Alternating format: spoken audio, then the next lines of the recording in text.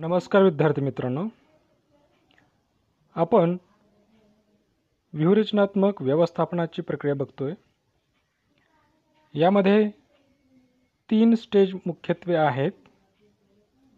यामध्ये पहिली स्टेप जी आहे व्यूहरचना निश्चित करणे आणि दुसरी स्टेप जी आहे व्यूहरचनात्मक अंमलबजावणी आणि आज आपण तिसरी स्टेप बघणार आहोत व्यूहरचनात्मक मूल्यमापन आणि नियंत्रण, स्ट्रॅटेजिक इव्हॅल्युएशन अँड कंट्रोल। जी व्यूहरचना आपण अंमलात आणलेली आहे किंवा व्यूहरचना नीती जी आहे, ज्या संघटनेच्या उद्दिष्टप्राप्तीसाठी आपण जी प्रभावीपणे राबवलेली व्यूहरचना जी आहे त्या प्रक्रियेचे मूल्यमापन करणं म्हणजेच व्यूहरचनेचे मूल्यमापन करणं। म्हणजे व्यूहरचनेची अंमलबजावणी केल्यानंतर जे काही उद्दिष्ट आहे तर ते कितपत प्रभावीपणे साध्य झालेले आहेत किंवा कितपत असाध्य झालेले आहेत याचा तपास करणं म्हणजे व्यूहरचनात्मक मूल्यमापन होय। बऱ्याच वेळेला व्यूहरचना जी आहे तर ती अंमलात आणत असताना ज्या आपण योजना अंमलात आणलेल्या आहेत, ज्या योजनेच्या आधारे आपली व्यूहरचना आपण पूर्ण करत आहोत, तर ती करत असताना जे काही अडचणी आणि ज्या समस्या आहेत तर त्या वेळीच आपणला मूल्यमापन करत असताना उघड होतात, समजून येतात, कळून येतात आणि त्यामुळं आपण लागले त्याच्यावरती उपाय योजू शकतो, जेणेकरून आपली व्यूहरचना प्रभावीपणे संघटनेच्या उद्दिष्टाप्रत ही राबवली जाऊ शकते। त्याकरिता व्यूहरचनेचे मूल्यमापन होणे गरजेचे आहे। वेळोवेळी जर मूल्यमापन होत असेल तरच ती व्यूहरचना किंवा संघटना किंवा संघटनेची कार्य जी आहेत तर ती वेळीच योग्य पद्धतीने पूर्ण केली जाऊ शकतात। आता प्रभावीपणे मूल्यमापन करण्याच्या ज्या पद्धती आहेत त्यामध्ये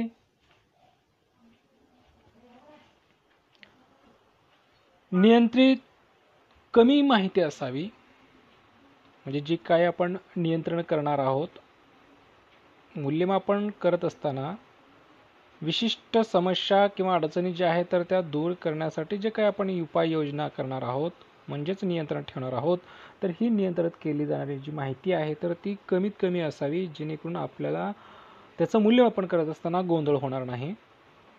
त्याचबरोबर व्यवस्थापकीय कार्य व कामगिरी यावर लक्ष केंद्रित केले पाहिजे। व्यवस्थापकीय कार्य कशा पद्धतीने चालू आहे, त्यांची कामगिरी कितपत सुधारत आहे किंवा जी कामगिरी आहे तर ती उद्दिष्टाप्रत होते किंवा नाही याच्याकडे जर आपण लक्ष दिलं तर योग्य पद्धतीने ती जी कार्य आहे किंवा जी व्यवस्थापकीय कार्य केली जात आहेत किंवा ज्या काही योजना आपण राबवत आहोत तर ते योग्य पद्धतीनं संघटनेमध्ये राबवल्या जाऊ शकतील। त्याकरिता त्याच्यावरती केंद्रित लक्ष देणं गरजेचं आहे। त्याचबरोबर शक्य तितक्या लवकर उपाययोजना करण्याची व्यवस्था असावी। जर काही समस्या असतील किंवा अडचणी असतील तर त्या तात्काळ सोडवण्यासाठी त्याच्यावर तात्काळ उपाय योजता येईल अशा क्रिया ज्या आहेत तर त्या ठिकाणी उपलब्ध करणं, त्याची जी व्यवस्था जी आहे तर ती करणं। उदाहरणार्थ समजा अचानकपणे जर त्या ठिकाणी आपल्या कारखान्यामध्ये जर आग लागली तर या ठिकाणी आग लागल्यानंतर ती आग विझवून किंवा आगीमुळं जे झालेलं जे नुकसान आहे तर ते नुकसान भरवून मिळावं यासाठी त्या ठिकाणी सुरुवातीलाच आपण त्याच्यावरचा जो विमा आहे तर तो विमा करून ठेवणं किंवा आग लागली तर ती तात्काळ आटोक्यात आणण्यासाठी त्या ठिकाणी वेगळे जे काही आग विझवणारे जे बंब आहे तर ते त्या ठिकाणी उभा करणं, ही पर्यायी किंवा ही उपाययोजना त्या ठिकाणी तात्काळ उपलब्ध करता आली पाहिजे। अशा पद्धतीचे ते नियंत्रण जे आहे तर त्या नियंत्रण संघटनेतील कार्यावर ठेवणं अपेक्षित आहे। त्याचबरोबर अल्पकालीन व दीर्घकालीन दोन्ही नियंत्रणाचा संतुलित समावेश जो आहे तो व्यवस्थित असावा।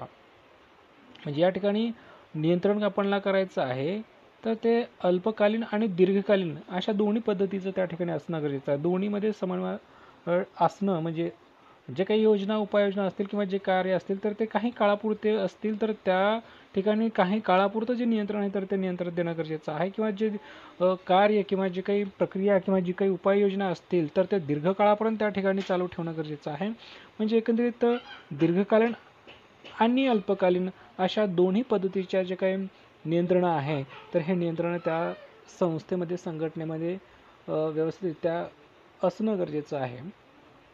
त्याचबरोबर अपवादात्मक गोष्टी ज्या आहेत किंवा महत्त्वाच्या ज्या गोष्टी आहेत तर त्याच्यावर लक्ष केंद्रित करणं गरजेचं आहे. आता अशा काही संघटनेमध्ये अपवादात्मक गोष्टी असतात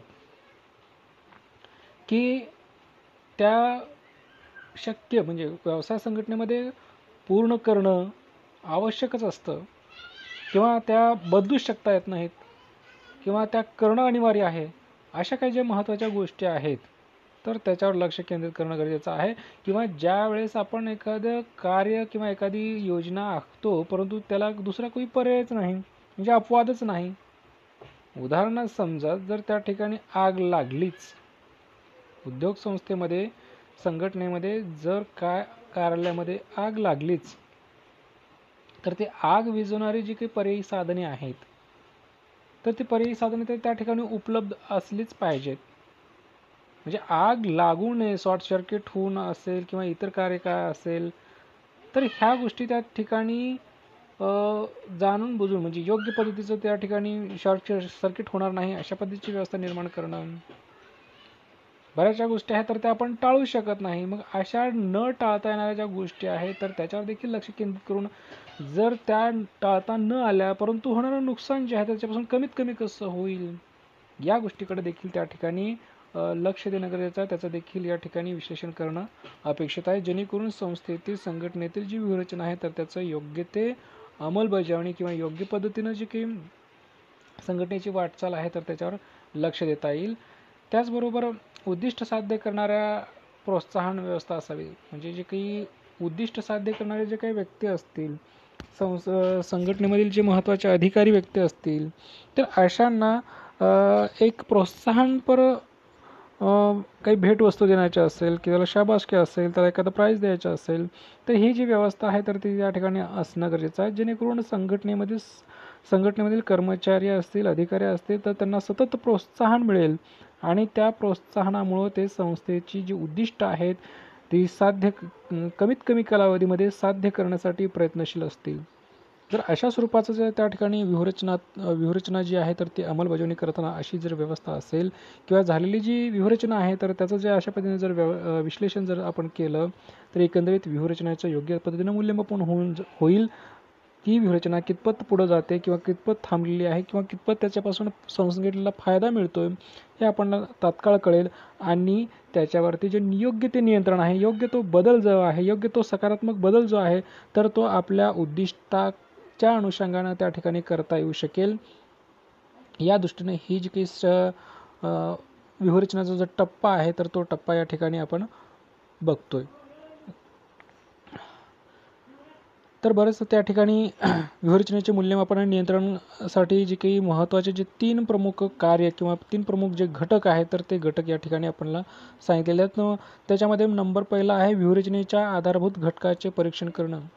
म्हणजे आपल्या संस्थेतील संघटनेतील व्यूहरचनेचे जे मूल्यमापन आहे किंवा नियंत्रण आहे तर ते करण्यासाठी हे कार्य करणं गरजेचं आहे की आपल्या संस्थेमध्ये जे काही आधारभूत घटक आहेत व्यूहरचना पुढं घेऊन जाण्यासाठी किंवा आपल्याला आपलं ध्येय पूर्ण करण्यासाठी जे काही आपण प्लॅनिंग आखलेलं आहे तर त्या प्लॅनिंगमधले महत्त्वाचे जे घटक आहेत तर त्या घटकाचं आपल्याला परीक्षण करणं गरजेचं आहे. जसं की अंतर्गत घटक असतील, बाह्य घटक असतील तर याचा वेळोवेळी आढावा घेणं गरजेचं आहे.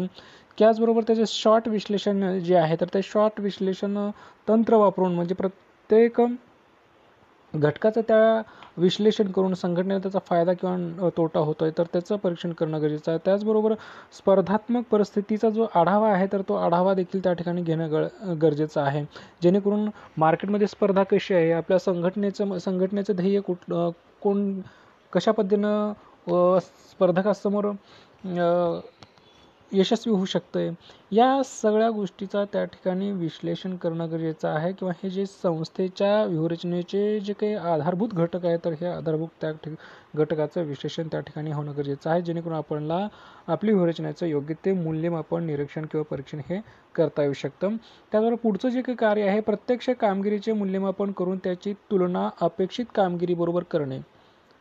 जर काय असं होत असेल, म्हणजे आपण ठरवलेले जे काही कार्य आहेत, तर त्या कार्याची मोजणी अपेक्षित जी काही कामगिरी आहे, उदाहरण समजा आपण या ठिकाणी प्रोडक्शन जे आहे तर ते या ठिकाणी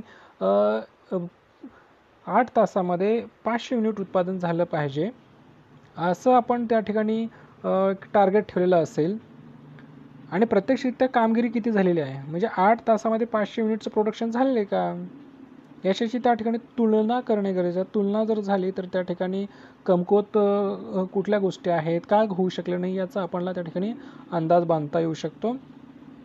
आणि त्या दृष्टीने देखील आपल्याला प्रत्यक्ष कामगिरीचं मूल्यमापन आणि अपेक्षित किती होती कामगिरी याचं दोन्हीचं जी तुलना आहे तर ती तुलना होणं या ठिकाणी गरजेचं आहे. त्याचबरोबर त्याच्यामध्ये प्रत्यक्ष कामगिरी मोजून त्याची तुलना नियोजित कामगिरीशी करावी लागते, आणि काय त्याच्यावर उपाय योजता येतील किंवा उपाय योजता येतील, आणि ते उपाय कशा पद्धतीने आपल्याला ठरवण्यात येतील याचं देखील त्या ठिकाणी परीक्षण होणं गरजेचं आहे.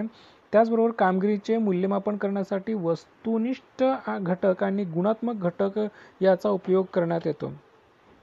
म्हणजे व्यक्तीची कामगिरी जर त्या ठिकाणी मोजायची असेल तर त्याचे गुणात्मक घटक काय किंवा वस्तुनिष्ठ घटक कुठले आहेत, तर याचा देखील त्या ठिकाणी उहापोह होणं गरजेचं आहे.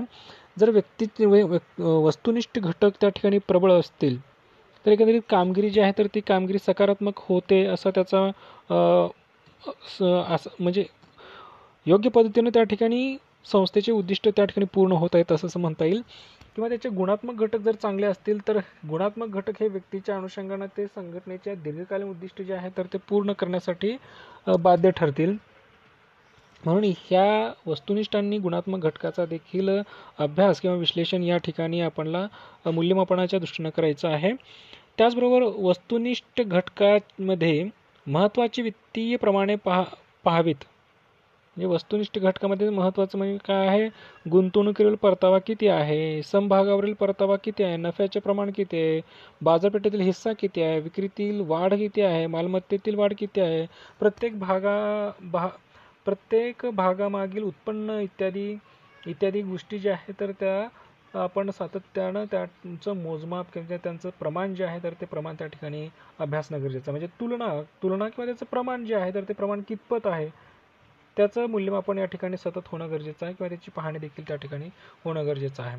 आता त्याचबरोबर संतुलित गुणपत्रक, जे काही आपण संतुलन म्हणजे आपल्याला संघटनेमध्ये जे काही साहित्य साधनं आवश्यक आहे तर त्या साहित्य साधनाची जी तुलना आहे तर ती तुलना त्या ठिकाणी करणं गरजेचं आहे. आपल्याकडं 5 युनिट आहेत, तर 5 युनिट करिता दुसरं जे सहाय्यक साहित्य आहे तर ते किती उपलब्ध आहे याचं जे गुणपत्रक आहे तर ते गुणपत्रक त्या ठिकाणी असणं अपेक्षित आहे. त्याच्यानंतर अपेक्षित कामगिरी पूर्ण करण्यासाठी उपाययोजने, म्हणजे जी काही कामगिरी आपली अपेक्षित आहे तर ती पूर्ण करण्यासाठी काय उपाययोजना कराव्या लागतील आपल्याला.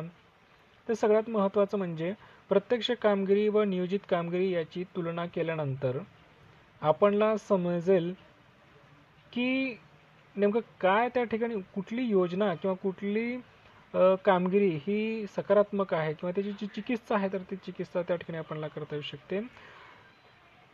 महत्त्वाचे निकष निवडून प्रत्यक्ष कामगिरीचे मूल्यमापन केल्यानंतर प्रत्यक्ष कामगिरी व नियोजित कामगिरी याची तुलना केल्यानंतर समस्या व त्याची कारणे याची चिकित्सा करावी लागते. म्हणजे प्रत्यक्ष कामगिरी आणि नियोजित कामगिरी याची तुलना झाल्यानंतर त्याच्यामध्ये असलेली समस्या किंवा कारणे आहे तर ते आपल्याला पाहता येऊ शकतात.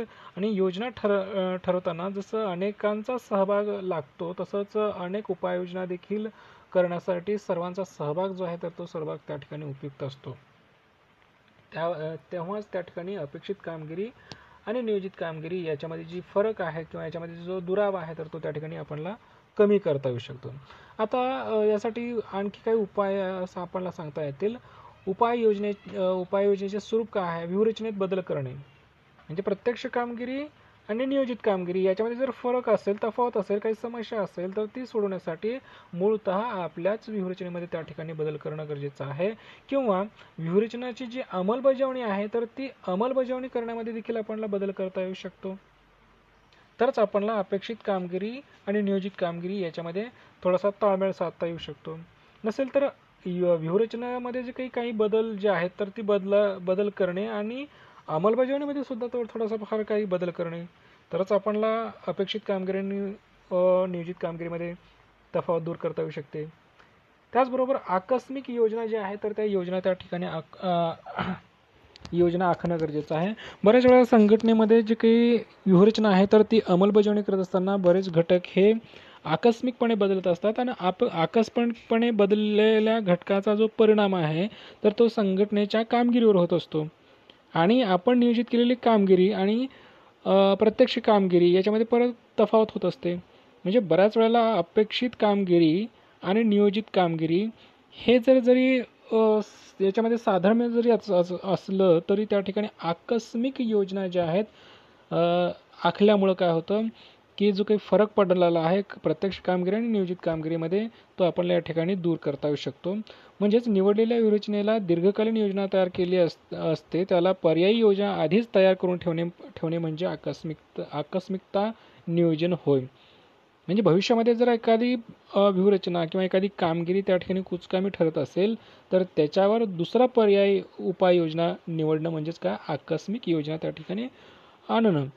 अनुकूल किंवा प्रतिकूल घटना घडण्यापूर्वी त्या घटनेस कसा प्रतिसाद द्यावा याची योजना आखावी लागते. संभाव्य धोके ओळखून पर्यायी योजना ठरवावी लागते. भविष्यामध्ये काय घटना घडतील याचा पूर्व अंदाज जो आहे तर तो पूर्व अंदाज बांधून त्याच्यावर निराकरण करणारा जी योजना आहे तर ती योजना तात्काळ त्या ठिकाणी आखणं गरजेचं आहे. जसं की आकस्मिकपणे जर जाळ लागला व्यवसाय उद्योगधंद्यामध्ये तर त्या आगीवर नियंत्रण आणणारी जी यंत्रणा आहे तर ती यंत्रणा आपल्या संस्थेमध्ये संघटनेमध्ये पूर्ववत उभा करणे म्हणजे आकस्मिक योजना त्या ठिकाणी आखणं गरजेचं आहे. जर असं घडलं तर हे आपल्याला असं करता येईल अशा पद्धतीचं नियोजन जे आहे तर ते नियोजन त्या ठिकाणी असेल तरच आपली अपेक्षित कामगिरी आणि नियोजित कामगिरी यामध्ये जी दुरी आहे किंवा याच्यामध्ये जे अंतर आहे तर ते आपल्याला त्या ठिकाणी पूर्ण करता येईल आणि जी काही व्यूहरचना आहे तर ती व्यूहरचना आपल्याला योग्य पद्धतीने अंमलात आणता येईल. त्याच्यानंतर आपल्याला बघायचं आहे व्यूहरचनात्मक नियंत्रणे. व्यूहरचनात्मक नियंत्रण म्हणजे आपली व्यूहरचना जी आहे तर ती अंमलात आणत असताना कोणकोणत्या गोष्टीचं त्याच्यावरती नियंत्रण असलं पाहिजे. आता नियंत्रणाचे काही प्रकार जे आहेत तर ते मूलभूत प्रकार आपण या ठिकाणी बघणार आहोत. त्यामध्ये पहिलं जे आहे गृहीतक नियंत्रणे. गृहीतक नियंत्रण म्हणजे विशिष्ट परिस्थिती जी आहे तर ती पर्यावरणामधली जर असं घडले तर आपल्याला असा बदल करावा लागेल म्हणजे गृहीत धरणे म्हणजे गृहीत धरलेली परिस्थिती जी आहे म्हणजे उदाहरणार्थ देशामध्ये दंगे निर्माण झाले तर आपली उत्पादन विक्री त्या ठिकाणी कशी असणार आहे म्हणजे अशा स्वरूपाचं हे जे काही गृहीतक आहे. पाऊस पडला तर हे असं होईल, पाऊस नाही पडला तर हे असं होईल, अशा पद्धतीचं जे आपण गृहीतक मांडतो तर त्या गृहीतक मांडल्यानंतर त्याला पर्यायी जो काही बदल आहे हे असं झालं तर हे आपण असं करणार अशा स्वरूपाचा जो बदल आहे तर तो बदल त्या ठिकाणी करणं म्हणजे गृहीतक नियंत्रण होय. आता हे जे काही घटक आहेत तर त्या घटकाचा व्यवसाय जो परिणाम आहे तर तो देखील मोठ्या प्रमाणात होत असतो. म्हणून आपणला गृहीत परिस्थिती संदर्भातलं जी काही अंमलबजावणी जी आहे तर त्या अंमलबजावणीची योग्य ते अनुरूप जो बदल आहे तर तो बदल देखील त्या ठिकाणी करणं गरजेचं आहे. त्याचबरोबर भूतकाळामध्ये जी काही घटना घडलेली आहे तर त्याचा देखील मागोवा घेऊन जी काही महत्त्वाची गृहीतके आहे तर ती सतत आपल्याला तपासणं गरजेचं आहे. सतत त्याच्यामध्ये काय काय बदल होतोय किंवा अपेक्षित बदल काय होणार आहे हे देखील त्या ठिकाणी गृहीत करणं गरजेचं आहे. म्हणजेच त्या व्यूहरचनेवर आपल्याला नियंत्रण हे ठेवता येईल. याला गृहीतक नियंत्रण म्हणजे विशिष्ट परिस्थिती अशी आली तर आपल्याला कशा पद्धतीनं बदल करता येईल या बदलाची योजना त्या ठिकाणी पूर्ववत आखून ठेवणं गरजेचं आहे. त्याच्यानंतर अंमलबजावणी नियंत्रण. आता व्यूहरचनेच्या अंमलबजावणीमध्ये विविध कार्यक्रम प्रकल्प कार्यपद्धती धोरणे नियम याची आखणी केलेली असते आणि अशा योजना यशस्वी होत आहेत अथवा नाही याकडे सतत लक्ष दिले पाहिजे. उद्दिष्ट साध्य करण्यात त्याचे अपेक्षित उद्दिष्ट मिळत आहे अथवा नाही हे तपासले पाहिजे. ज्या ठिकाणी कोणी दिसत असेल तिथे योग्य तो बदल किंवा सुधारणा केली पाहिजे. म्हणजे अंमलबजावणी जी आहे तर ही अंमलबजावणी करत असताना अनेक कार्यक्रम, अनेक प्रकल्प, अनेक धोरणे, अनेक नियम म्हणजेच काय या ठिकाणी त्याची हे लक्षात घेऊनच आपल्याला व्यूहरचनेची अंमलबजावणी करावी लागत असते. आणि हे नियम, हे धोरणे, हे प्रकल्प जे आहे तर ते त्या ठिकाणी राबवणं गरजेचं आहे. राबवत असाल तर त्याची योग्य पद्धतीने अंमलबजावणी होईल आणि या घटकावर जसं की प्रकल्प असतील, धोरणे असतील, नियम असतील तर त्या ठिकाणी सतत लक्ष देणं गरजेचं आहे. आणि ती धोरणे, ते प्रकल्प आपल्या संघटनेच्या योग्य पद्धतीने जे काही ध्येय आहे, जे काही उद्दिष्ट आहे तर त्या उद्दिष्टाप्रत किंवा ते उद्दिष्ट गाठण्यासाठीच त्या ठिकाणी कार्यरत आहेत किंवा नाही याची जी तपासणी आहे तर ती तपासणी त्या ठिकाणी करणं गरजेचं आहे. त्याच्यानंतर आहे व्यूहरचनात्मक सतत देखरेख. व्यूहरचनात्मक सतत देखरेखमध्ये अंतर्गत घटक आणि बाह्य घटक जे आहे तर त्या होणाऱ्याच्या बदलामध्ये, या घटकामध्ये जो काही होणारा जो बदल आहे तर तो बदल हा सतत किंवा होत असतो आणि त्या बदलामुळं जी आपली व्यूहरचना आहे तर ती यशस्वी होते किंवा होऊ शकत नाही. त्याकरिता असे जे होणारे जे बदल आहे तर ते नेमके लहानसहान जे बदल आहेत पर्यावरणामधले त्याच्यावर सतत लक्ष ठेवणं आणि त्या बदलाच्या अनुषंगानं आपल्या व्यूहरचनेमध्ये ज्याची अंमलबजावणी आहे तर ती अंमलबजावणी करणं. त्याच्यानंतर विशेष दक्षता नियंत्रण. आता अचानक घडणाऱ्या ज्या घटना आहे तर त्याचा जो परिणाम आहे तर तो आपल्या संस्थेवर मोठ्या प्रमाणावर परिणाम होत असतो आणि अशी घटना, अशा समस्या किंवा अचानकपणे उद्भवलेली जी आपत्ती आहे तर त्याचा व्यवस्थापन आपल्याला कशा पद्धतीने करता येईल. आकस्मिकपणे ओढवलेला पूर असेल तर त्याच्यावर आपल्याला कशा पद्धतीनं नियोजन करता येईल. तर ह्या नियोजनाच्या म्हणजे आकस्मिकपणे ओढवलेल्या संकटावर मात करण्यासाठी तयार केलेली योजना जी आहे तर ही योजना त्या ठिकाणी अंमलात आणणं गरजेचं आहे. त्याकरिता आपल्याला संकटाची सूचना देणारी यंत्रणा बसवावी लागेल किंवा संकट आलं तर कशा पद्धतीने आपल्याला त्याच्याशी सामना करावा लागेल, त्याच्याशी कशा पद्धतीने झुंज द्यावी लागणार आहे, एकंदरीत संकटामुळे आपलं नुकसान किती होणार आहे आणि ते नुकसान जास्तीत जास्त न होता कमीत कमी कसं ठेवता येईल, या आकस्मिकपणे घडलेल्या गोष्टी संदर्भातला सगळं विश्लेषण किंवा सगळं नियोजन हे जे आहे तर ते करून, त्याचा अभ्यास करून योग्य पद्धतीने व्यूहरचना जी आहे तर ती व्यूहरचना त्या ठिकाणी चालवण्यासाठी ह्या सगळ्या गोष्टीची उपाययोजना त्या ठिकाणी करणं अपेक्षित आहे. त्याच्यानंतरचा जो घटक आहे व्यूहरचनात्मक मूल्यमापन व नियंत्रणाची तंत्रे. म्हणजे जी संघटना आहे तर या संघटनेची जी काही व्यूहरचना आहे तर त्याचं आपण मूल्यमापन किंवा त्याचं जे नियंत्रण जे आहे तर ते कशा पद्धतीने केलं जातं हे बघणार आहोत. केवळ योजना निश्चित करणं आणि ती अंमलात आणणं एवढीच बाब त्या ठिकाणी महत्त्वाची नसून झालेली किंवा होऊन गेलेली व्यूहरचना, अंमलात आणलेली व्यूहरचनेचं जे योग्य पद्धतीनं आपण जर मूल्यमापन केलं तर त्या ठिकाणी ज्या काही उणिवा असतील तर त्या आपणला किंवा समस्या असतील तर त्याचं निराकरण करता येऊ शकतं आणि ज्या ठिकाणी आपणला नियंत्रण आहे तर ते नियंत्रण किंवा योग्य पद्धतीचं त्याच्यावर नियंत्रण ठेवून ती घडणारी अनपेक्षित घटना आहे त्याच्यावर नियंत्रण हे आपणला आणता येऊ शकतं.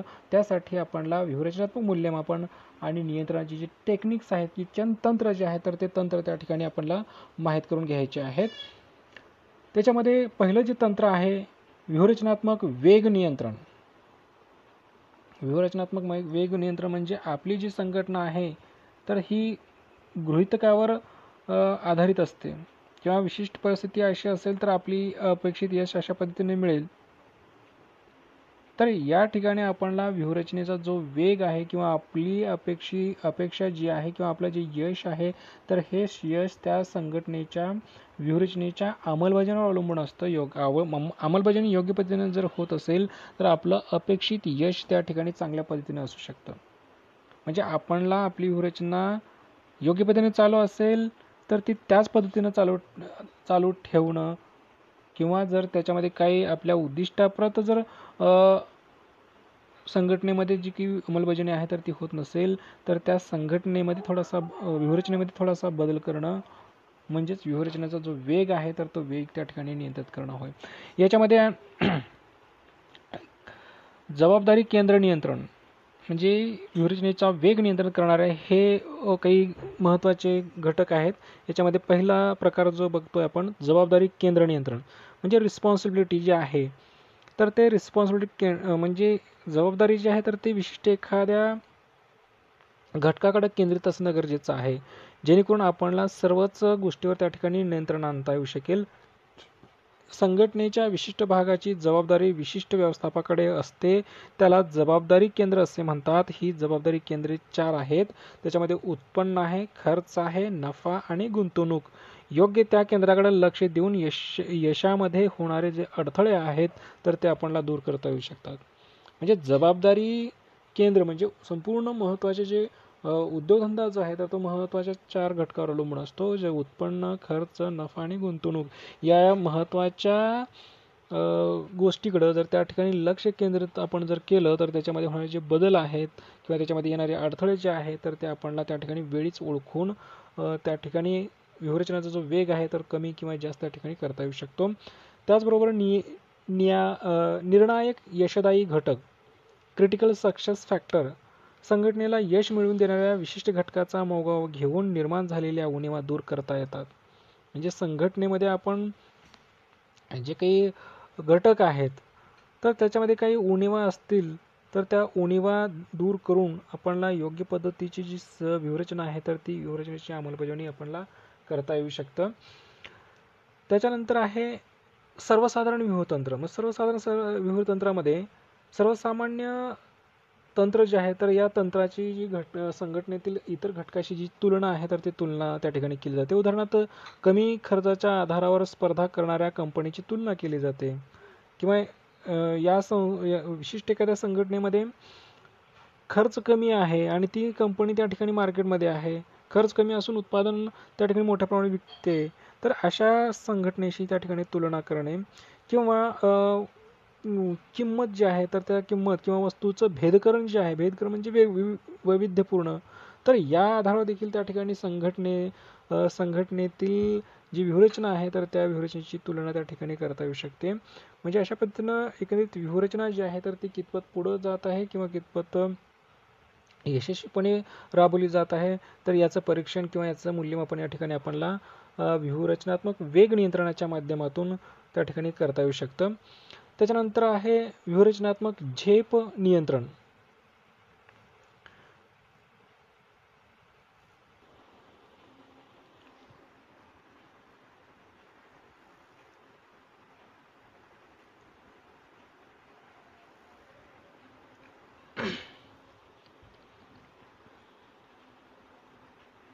व्यूहरचनात्मक झेप नियंत्रण तंत्र याच्यामध्ये अस्थिर पर्यावरणात ज्या ठिकाणी महत्त्वाचे जे बदल परिस्थितीमध्ये होतात त्या ठिकाणी मोठे बदल साध्य करणारी व्यूहरचना ठरवणे आवश्यक असते. म्हणजे झेप घेणारी म्हणजे ज्या ठिकाणी आपणला जो बदल पर्यावरणातील जो बदल आहे तर तो बदल त्या ठिकाणी होत असेल तर त्या बदलाला अनुरूप असा मोठा जो बदल आहे तर त्या ठिकाणी बदल करणे म्हणजे झेप नियंत्रण किंवा झेप नियंत्रण व्यूहरचना होय. यामध्ये व्यूहरचनात्मक विषय व्यवस्थापन. आता व्यूहरचनात्मक विषय व्यवस्थापन म्हणजे संघटनेचे जे काही उद्दिष्ट साध्य करण्याच्या ज्या क्षमता आहे तर त्या क्षमतावर प्रभाव पाडणारे जे इतर महत्त्वाचे जे काही घटक असतील तर ते घटक या व्यूहरचनेमध्ये समजून घेणे किंवा महत्त्वाच्या घटनेला व्यूहरचनात्मक विषय असे म्हणतात. आता हे जे काही म्हणजे व्यूहरचना पूर्णत्वास नेणारे जे काही बाध्य घटक असतील तर अशा बाध्य घटकाची ओळख त्या ठिकाणी करून घेणं गरजेचं आहे किंवा त्याचा जो प्रभाव आहे संघटनेवर तो सकारात्मक पडतोय किंवा नकारात्मक पडतोय किंवा अनुकूल आहे किंवा प्रतिकूल आहे हे त्या ठिकाणी समजून घेणं म्हणजेच काय आहे विषय व्यवस्थापन. व्यूहरचनात्मक क्षेत्र चिकित्सा. आता व्यूहरचनात्मक ध्येय नियंत्रण करण्यासाठी क्षेत्र चिकित्सा देखील असणं गरजेचं आहे. म्हणजेच संघटनेमध्ये व्यूहरचना अंमलात आणत असताना अनेक सहकार्याच्या माध्यमातून किंवा अनेक सहकार्याच्या कार्यातून एकत्रितपणे ही जी काही व्यूहरचना आहे तर ती व्यूहरचना पूर्ण करावायची असते.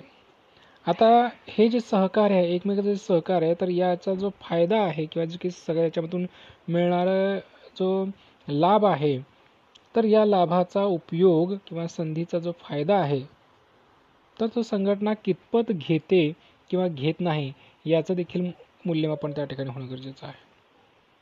किंवा एकमेकाचं सहकार्य झालं तर किती व्यावसायिक संधी किंवा किती कार्यात्मक संधी त्या ठिकाणी आपल्या संघटनेमध्ये आपल्याला मिळतात याची चिकित्सा या ठिकाणी करणं गरजेचं आहे.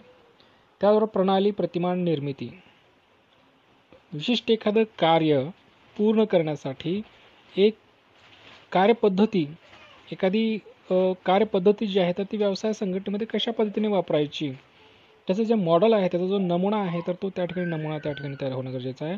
म्हणजे विशिष्ट व्यूहरचना वापरल्यामुळे पर्यावरणाचा संघटनेवर काय परिणाम होऊ शकेल याचा अंदाज घेण्यासाठी संगणकाच्या द्वारे तयार केलेलं एखादं प्रतिमान, एखादं मॉडेलचा जो उपयोग आहे तर तो उपयोग या ठिकाणी करणं गरजेचं आहे. त्याचबरोबर भविष्यातील पर्यावरणाचे चित्र रेखाटणे, भविष्यात पर्यावरण कसं असेल याचे वर्णन तयार करण्यात येते व त्या संदर्भात पर्यावरणात व्यूहरचना कशी असेल हे ठरवण्याचा प्रयत्न केला जातो. म्हणजे भविष्यामध्ये कशी परिस्थिती असेल आणि त्या ठिकाणी आपली व्यूहरचना जी आहे तर ती त्याची कशी आपणाला अंमलबजावणी करता येईल किंवा व्यूहरचनेचा त्या ठिकाणी काय फायदा होईल हे देखील याच्यातनं अभ्यासणं गरजेचं आहे. जर आपण या व्यूहरचनात्मक झेप नियंत्रणाच्या ज्या पद्धती आहेत तर त्या जर पद्धती आपण अभ्यासल्या तर आपल्याला समजू शकेल की एकंदरीत आपल्या संघटनेवर नियंत्रण किंवा आपल्या व्यूहरचनेवर नियंत्रण जे आहे तर ते कशा पद्धतीने ठेवायचं. त्याच्यानंतर शेवटचा जो भाग आहे संघटनात्मक प्रणालीचे मूल्यमापनातील स्थान. ही जी आपली संघटनात्मक प्रणाली आहे किंवा संघटनाचे ऑर्गनायझेशनल स्ट्रक्चर आहे तर या स्ट्रक्चरचा आपलं जे व्यूहरचना आहे तर त्याचं मूल्यमापन करण्यामध्ये काय महत्त्व आहे. तर सगळ्यात महत्त्वाचं म्हणजे पहिलं माहिती प्रणाली. ही जी संघटनात्मक प्रणाली आहे तर ती एक माहिती प्रणाली आहे जी आपली व्यूहरचना जी आहे तर ही व्यूहरचना अभ्यासून त्याचं मूल्यमापन योग्य पद्धतीने करता येऊ शकेल. संघटनामध्ये अनेक वेगवेगळे विभाग आहेत, अनेक वेगवेगळे कार्य चालतात, अनेक वेगवेगळ्या कर्मचाऱ्यामार्फत त्यांचं जे वर्तणूक आहे, त्याची जी संस्कृती जी आहे तर या सगळ्याची जी माहिती आहे तर ही माहिती संघटनेमध्ये जनरेट होत असते आणि तीच माहिती आपल्या व्यूहरचनेसाठी उपयुक्त ठरते किंवा आपल्या मूल्यमापनासाठी ही उपयुक्त ठरत असते. त्याचबरोबर नियंत्रण प्रणाली, संघटनेमध्ये संस्थेमध्ये जी काही नियंत्रणाची प्रणाली आहे ती नियंत्रणाची प्रणाली कशी आहे, त्याचे प्रमाप कुठले आहे, नियंत्रणाचे नेमकं कुठले कार्य केलं जातं, नियंत्रणात्मक कार्य म्हणजे नेमकं कुठलं कार्य केलं जातं हे जर त्या ठिकाणी योग्य पद्धतीनं आपल्याला कळलं किंवा अभ्यासलं तर एकंदरीत त्याचं मूल्यमापन करणं देखील आपल्याला सोयीचं होऊ शकतं. त्याचबरोबर मूल्यांकन प्रणाली म्हणजे मूल्यमापन ॲक्च्युली नेमकं जे वस्तुनिष्ठ जे घटक आहेत तर त्या वस्तुनिष्ठ घटकाचा परिणाम नेमका काय झालेला आहे संघटनेवर तर हा आपल्याला कळून येईल. जर मूल्यमापनच केलं जात नसेल, मूल्यांकनच केलं जात नसेल तर त्या ठिकाणी मूल्यमापन संघटनेचं आपल्याला करता येऊ शकणार नाही. म्हणून आपल्या प्रत्येक कार्याचं मूल्यांकन होणं गरजेचं आहे.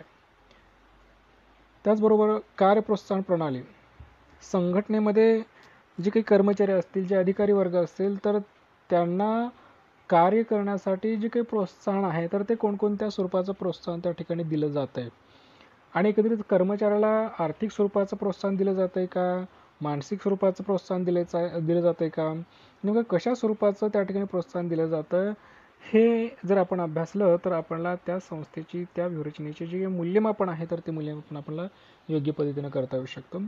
त्याचबरोबर विकास प्रणाली, विकासाच्या ज्या योजना या ठिकाणी आपल्या संघटनेमध्ये संस्थेमध्ये आपण राबवत आहोत तर त्या योजना कितपत पुढे गेलेल्या आहेत किंवा कितपत विकास त्या ठिकाणी साध्य झालेला आहे किंवा एकंदरीत जो बदल आहे संस्थेमध्ये किंवा जो काही एक्सटेन्शन किंवा जो विस्तार आहे तो संस्थेमध्ये तो कितपत झालेला आहे तर ही बाब त्या ठिकाणी अभ्यासली तर आपल्याला संपूर्ण संघटनेचे जे मूल्यमापन आहे तर हे मूल्यमापन त्या ठिकाणी करता येऊ शकतं. त्याचबरोबर नियोजन प्रणाली, संस्थेमध्ये संघटनेमध्ये जी काही योजना असतील, जे काही कार्य असेल, त्या प्रत्येक गोष्टीचं जे नियोजन आहे, तर हे नियोजन त्या ठिकाणी असणं गरजेचं आहे. नियोजन किती प्रमाणात प्रभावी आहे, त्याच्यावर संघटनेचं जे नियंत्रण आहे, तर हे नियंत्रण त्या ठिकाणी ठरू शकतं. जितकं प्रभावी नियोजन असेल, तेवढ्याच प्रभावीपणे त्या ठिकाणी संस्थेचं जे काही कंट्रोल आहे किंवा नियंत्रण जे आहे, तर ते नियंत्रण राहू शकेल. आणि ह्या दोन गोष्टी, नियोजन आणि नियंत्रण, जर आपल्याला त्या ठिकाणी माहिती असेल किंवा त्याचं जे प्रमाण आहे किंवा त्याची जी कार्य, नियंत्रणाची आणि नियोजनाची जी कार्य आहे, तर ती कशी आहेत, याच्यावरून त्या संघटनेतील इतर कार्य जे आहे, तर ते किती प्रभावीपणे राबवली जात आहेत, याचं देखील आपल्याला माहिती होते. आणि त्यामुळं आपल्या संघटनेचे जे मूल्यमापन आहे, तर हे मूल्यमापन किंवा आपल्या व्यूहरचनेचे मूल्यमापन आहे, व्यूहरचनेचे मूल्यमापन म्हणजेच संस्थेच्या जे काही उच्च ध्येय आपण ठेवलेले आहेत, जी दीर्घकालीन आपण ध्येय ठेवलेले आहेत, तर ते ध्येय पूर्ण करण्याप्रत ही व्यूहरचना जी आहे, तर हे व्यूहरचना कितपत साध्य होत आहे, त्याचं या ठिकाणी मूल्यमापन या ठिकाणी केलं जाऊ शकतं. तर अशा पद्धतीनं आपणला एकंदरीत व्यूहरचनात्मक मूल्यमापनाचे जे टप्पे आहेत, तर हे महत्त्वाचे 3 टप्पे या ठिकाणी आपणला पाहता येऊ शकतात. पहिला जो मुद्दा आपण बघितलेला आहे, तर तो आहे व्यूहरचना जी निश्चित आहे, तर ती निश्चित करणं. त्याचबरोबर दुसरा जो घटक आहे, तर व्यूहरचनेची अंमलबजावणी करणं. आणि तिसरा आणि महत्त्वाचा जो घटक आहे, व्यूहरचनेचे मूल्यमापन आणि नियंत्रण करणं. या 3 महत्त्वाच्या टप्प्यामध्ये आपणला व्यूहरचनात्मक व्यवस्थापन प्रक्रिया माहीत करून घेता येईल. जरी आपणला ही जी प्रक्रिया आहे किंवा ही जी प्रोसेस आहे, बरीचशी विस्तृत आणि किचकट जरी वाटत असली, तरी आपणला परत परत हा जो रेकॉर्डेड व्हिडिओ आहे, तर तो बघून त्या ठिकाणी आपण समजून ती संकल्पना किंवा ही जी प्रोसेस आहे, तर ही समजून घेण्याचा आपण या ठिकाणी प्रयत्न करू शकतो. त्याबद्दल आपल्याला हा चॅप्टर जो आहे, तर तो समजलाच असेल असं मला वाटतं. आणि जे काही प्रतिक्रिया असतील, तर त्या प्रतिक्रिया देखील आपण या ठिकाणी मला वैयक्तिकरित्या कळवाव्यात. धन्यवाद.